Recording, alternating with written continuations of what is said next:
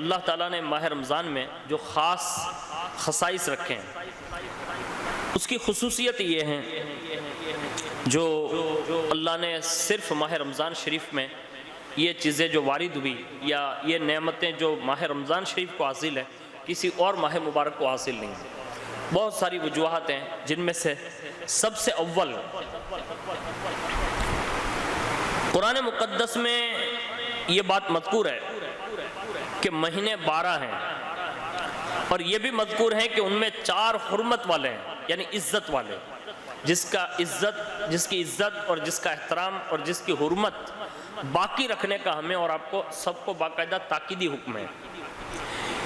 یہ حرمت والے اور عزت والے مہینے کون ہیں یہ مذکور نہیں، لیکن ماہ رمضان المبارک شریف کا نام قرآن مقدس میں صراحت کے ساتھ مذکور ہے۔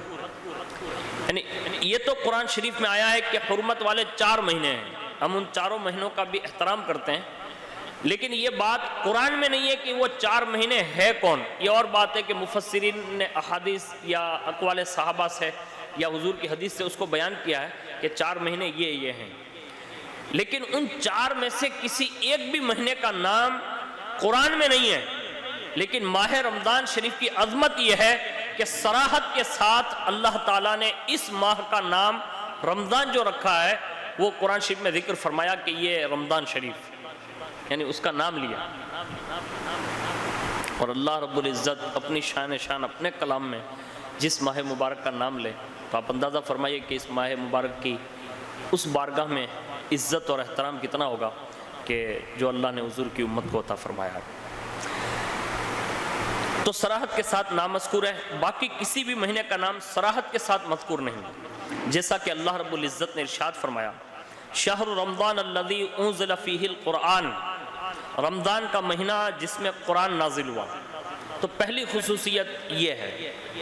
دوسری، ماہ رمضان میں قرآن مقدس کا نزول ہوا، جیسا کہ مذکورہ آیت ابھی آپ نے سماعت فرمائی۔ اسی ماہ مبارک میں یعنی اسی ماہ رمضان شریف میں شب قدر ہے، جس کا قیام یعنی عبادت اور شب بیداری 1000 مہینوں کے قیام سے بہتر ہے۔ یعنی کوئی 1000 مہینے تک رات میں عبادت کرتا رہے، قیام کرتا رہے، شب بیداری کرتا رہے، اور اس شب بیداری میں ذکر و اذکار تلاوت جو بھی اس سے بن سکے وہ کرتا رہے، اور یہاں صرف ماہ رمضان میں شب قدر اگر وہ شب بیداری کر لے تو جو وہ 1000 مہینے تک عبادت کرتا رہا اس بندے کے برابر اللہ تعالیٰ اس رات میں عبادت کرنے والے کو ثواب عطا فرمائے گا۔ تو یہ اس کی خصوصیت میں شامل ہے، یعنی دوسرے کسی مہینے میں یہ بات نہیں، جو ماہ رمضان شریف کی صرف اس ایک رات کو یہ فضیلت حاصل ہے، یعنی جسے ہم شب قدر کہتے ہیں۔ ہر ماہ میں عبادت کے لیے وقت مقرر ہے، مگر اس ماہ میں روزہ دار کا لمحہ لمحہ عبادت میں شمار ہوتا ہے۔ یعنی اگر وہ جگ رہا ہے تو بھی عبادت ہے، سو رہا ہے تو بھی عبادت ہے، قرآن کی تلاوت کر رہا ہے تو بھی عبادت میں، ذکر کر رہا ہے تو بھی عبادت میں، استغفار کر رہا ہے تو بھی عبادت میں، یعنی کوئی لمحہ ایسا اس کا نہیں جو عبادت میں شمار نہ ہوتا ہو، کیونکہ وہ روزے دار ہے، پورا دن اسی میں اور رات کی میں نے ابھی آپ کو بتا دیا کہ اس کی ہر رات عظمت والی ہے۔ بے شک شب قدر کو ایک خصوصیت حاصل ہے جس کا ذکر اللہ نے قرآن عظیم میں فرمایا، لیکن اس کی ہر رات اگر قدر کی جائے تو ہر رات بہت عظمت والی ہے، لیکن ان عظمت والی راتوں میں شب قدر ہے۔ دوسرا، اس ماہ میں نیکیوں کا ثواب 10 گنا سے لے کر 700 گنا تک بڑھا دیا جاتا ہے۔ نفل کا ثواب فرض کے برابر، فرض کا ثواب 70 فرض کے برابر، اور اللہ تعالیٰ اس ماہ میں اپنے بندوں پر خصوصی توجہ فرماتا ہے۔ تو یہ بھی ماہ رمضان شریف کی ایک بہت ہی اہم خصوصیت ہے کہ جس میں اللہ رب العزت اپنے بندوں پر خاص توجہ فرماتا ہے۔ اسی ماہ مبارک میں جنت کے دروازے کھول دیے جاتے ہیں اور پورا مہینہ جنت کے دروازے کھلے ہی رہتے ہیں۔ یہ اور بات ہے کہ ہم اور آپ اپنے ایمانی حرارت اور ایمانی تقاضوں کے مطابق اپنی مسجدوں کے دروازے نہ کھلوا سکے. جہنم کے دروازے بند کر دیے جاتے ہیں اور یہ پورا مہینہ جہنم کے دروازے بند ہی رہتے ہیں. یہ ماہ رمضان شریف کی خصوصیت ہے. آسمان کے دروازے کھول دیے جاتے ہیں اور بندوں کی جائز دعائیں باب اجابت تک بالکل آسانی کے ساتھ پہنچ جاتی ہے. یعنی اس میں بندہ جیسی دعا مانگتا ہے فوراً اجابت سے ٹکراتی ہے. یعنی وہاں جا کر لبیک و صادق کہتی ہے. یہ ماہ رمضان شریف کی خصوصیت ہے. لیکن دعا کا لطف تو کس سے ملے؟ ان کو ملے گا جو رات میں صرف کھیل کود جانتے ہوں یا دنیا کی دوسری چیزوں میں مشغول رہتے ہو. لطف تو دعا کا اس سے ملتا ہے جس کو حقیقت میں رمضان شریف کی قدر ہوتی ہے. ہمارے یہاں دعا کی اہمیت ہم نے اور آپ نے کیا سمجھی؟ اب تو اللہ ماشاءاللہ اس کا کوئی ایسا اہتمام بہت کم لوگ کرتے ہیں، ورنہ دعا کا بہت بڑا اہتمام ہوتا ہے. میں آپ کی صرف جانکاری کی خاطر بتا دوں کہ اکثر و بیشتر یہ جو دیا بنا، یہ وہابی، اہل حدیث، یہ سلفی، یہ خطرناک قسم کے جو وائرس بنے ہوئے نا، یہ سارے لوگ لوگوں کو پھنساتے صرف اسی نام پر پھنساتے. آپ کسی بھی وہابی یا دیوبندی کو پوچھ کے دیکھیے گا، ان کو جو ان کے اجتماعات میں لیا جاتا ہے تو وہ یہ نام دے کر دیا جاتا ہے کہ خاص دعا ہوگی. اب دیکھیں نا سوشل میڈیا پر ایک خبیث جو ہر وقت لگا رہتا ہے اور لوگ اس کو سن رہے ہیں، اس کو یہ کہ یہ سنی ہے، حالانکہ وہ سنی نہیں ہے، وہ کہیں قریبی ملک کا ہے. یعنی ان چیزوں پر، ان ناموں پر لوگوں کو لیا جا رہا ہے. آج ہمارے یہاں دعا کا تصور کیا رہا؟ الفاتحہ ہو گیا. اللہ سے ڈریے. اب جو یہ الفاتحہ کہہ کے سے ہاتھ پھیلاتے ہیں نا، تو آپ کس کے سامنے پھیلا رہے ہیں؟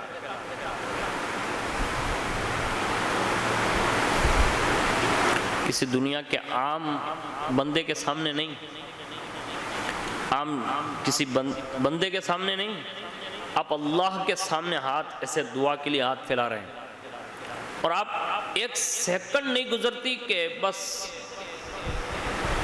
وہ آپ کا فاتحہ پورا. تھوڑا غور کیجئے اور تھوڑا سوچئے کہ ہم کسی دنیا کے ایک بڑے آدمی کے پاس بھی جاتے ہیں تو کتنا مطلب کوئی چیز لینی ہوتی ہے تو وہ ماحول کریٹ کرتے ہیں، اور اس کے بعد پھر وہ اس کو مناتے ہیں، اسے ایسی باتیں کرتے ہیں، پھر جا کے کچھ نہ کچھ وہ چیزیں مطلب میسر آتی ہے. میں کسی بندے کی بات نہیں کر رہا ہوں، ہم اللہ کے سامنے دعا مانگنے کے لیے جا رہے ہوتے ہیں، اور اس وقت ہماری کیفیت کیا ہوتی ہے نا، وہ ہم سب اپنی نظروں سے دیکھ سکتے ہیں. اللہ سے ڈر کے، عاجزی کے ساتھ، اس کی رحمت سے امید لگا کر، اور یہ یقین کامل رکھ کر کہ میری دعا رائے گا نہیں جائے گی، اللہ ضرور قبول فرمائے گا، یا تاخیر سے قبول فرمائے گا جو اس کی حکمت کے تقاضے ہیں، یا اس کی حکمت کے تحت اس دعا کا نعم البدل اللہ تعالیٰ ہمیں آخرت میں ضرور عطا فرمائے گا. یہ دعا کے صرف 3 ہی آپشن ہے، چوتھا آپشن ہے ہی نہیں، لیکن ہم نے اس کو اہمیت نہیں دی. ماہ رمضان شریف آ رہا ہے، اس میں دعا مانگیے اور بڑا اس کا انتظام کیجیے، اور بڑے اہتمام کے ساتھ دعا مانگیے کہ روئیے، رونے جیسا چہرہ بنائیے، گڑ گڑائیے، عاجزی کیجیے اور اللہ سے مانگیے. اس لیے کہ اللہ رب العزت نے اس ماہ مبارک کے کم و بیش 30 دن اور 30 راتیں جو اللہ نے عطا فرمائی ہے، اس میں وہ ہر لمحے میں اپنے بندے کی دعا کا خاص یہ انتظام فرما رکھا ہے کہ بندہ دعا کرے اور فوراً اجابت سے ٹکرا جائے. بس اس کا اہتمام کیجیے، کوشش کیجیے. ہمارے یہاں تو جیسی تراویح وغیرہ جو ہوتی ہے، اس میں تو ابھی وتر ختم ہوئی، 2 رکعت نوافل کسی نے پڑھے نہیں پڑھے، درود شریف کا ختم پڑھا نہیں پڑھا، تبارک سنی نہیں سنی، درود شریف کا ختم سنا نہیں سنا، اینی ٹائم وتر پڑھ کے لوگ جیسے وہ باہر نکلتے ہیں نا تو ایسے بھاگ جاتے ہیں، اور یہ سمجھتے ہیں کہ امام صاحب کا نقصان ہو جائے. اس میں نہ امام صاحب کا نقصان ہو رہا ہے، نہ حافظ صاحب کا نقصان ہو رہا ہے، نہ کسی نمازی کا نقصان ہو رہا ہے. جو بھاگ کر جا رہے ہیں وہ خود اپنا نقصان کر رہے ہیں، کیونکہ اس کو تو ایک دعا مانگنا آتا نہیں. لیکن جو امام کما حقہ اخلاص کے ساتھ دعا مانگ رہا ہے اس کے لیے آمین کہنے کی اسے توفیق نہیں کہ کم از کم یہ مانگ رہا ہے سب کے لیے تو میں بھی آمین کہہ دوں تو میرا بھی اس میں حصہ شمار ہو جائے. ہم یہ کرنے کے لیے تیار نہیں, وہ بھی ماہ رمضان میں. ہاں ہم پوری رات جگنے کے لیے تیار ہے کہ صرف فضول گفتگو کریں گے یا فضول کام میں ہم پوری رات بتا سکتے ہیں. وطر کی نماز کے بعد 2 رکعت نفل پڑھ کر کے ہم 5 منٹ بیٹھنے کے لیے تیار نہیں ہیں, اور صرف اس لیے نہیں ہے کہ بس دعا ہوگی, اور دعا میں کوئی 10 گھنٹہ تو نہیں لگتا, صرف 5 منٹ کا سوال ہے. ہم اپنی جو اصل عبادت کا مغز ہے, اصل عبادت کا جو گدا ہے اور ماں حاصل جو نماز اور عبادت کا ہے, ہم اسی میں غیر حاضر ہیں. حالانکہ میں یہ نہیں کہتا کہ نماز کے بعد بیٹھ کے فرض یا واجب ہی ہے, لیکن اللہ رب العزت نے جو اس مہینے میں جو انتظام کر کے رکھا ہے اپنے بندوں کے لیے, تو کم از کم ماہ رمضان میں تو ٹھہریے اور اس میں تو کچھ مانگیے, اور دعا کے بعد پھر اگر اللہ توفیق دے تو روزانہ صلاۃ و سلام پڑھیں. حضور کی بارگاہ میں درود و سلام کے تحفے, کوئی کروڑوں درود پڑھے, کوئی لاکھوں سلام پڑھے, کوئی ہر دم سلام پڑھے. تو یہ درود شریف میں بھی یا سلام میں بھی 3 آدمی 4 آدمی, دوسرے سب وہ بھی باہر جو دعا میں بھی تھے. ہم کہاں جا رہے ہیں؟ ایسے ہم استقبال کر رہے ہیں, ایسے ہی ماہ رمضان کی قدر کر رہے ہیں. اس طرح سے قدر کریں گے تو آنے والا وقت ہماری نسلوں کا کیسا بیتے گا, اس کو تھوڑا سوچئے. حیرت ہے, اللہ تعالی ہماری قوم پر اور ہمارے سماج پر اللہ خاص رحم و کرم فرمائے. دوسرا, اس ماہ مبارک کی یہ خصوصیت ہے کہ حضرت ابراہیم علیہ السلام کے صحیفے اللہ تعالیٰ نے اسی ماہ کی 1 تاریخ میں نازل فرمائے. توریت شریف اسی ماہ مبارک کی 6 تاریخ کو نازل ہوئے. یعنی صحیفے جو ابراہیم علیہ السلام کے ہیں وہ پہلی رمضان, اور توریت شریف اسی ماہ کی 6 تاریخ کو نازل ہوئی. انجیل شریف اسی ماہ کی 13 تاریخ کو نازل ہوئی. قرآن مقدس اسی ماہ کی 24 تاریخ کو نازل ہوا. اسی ماہ مبارک کی 3 تاریخ کو سیدہ کائنات ملکہ فردوس بری حضرت سیدتنا ماں فاطمہ الزہرا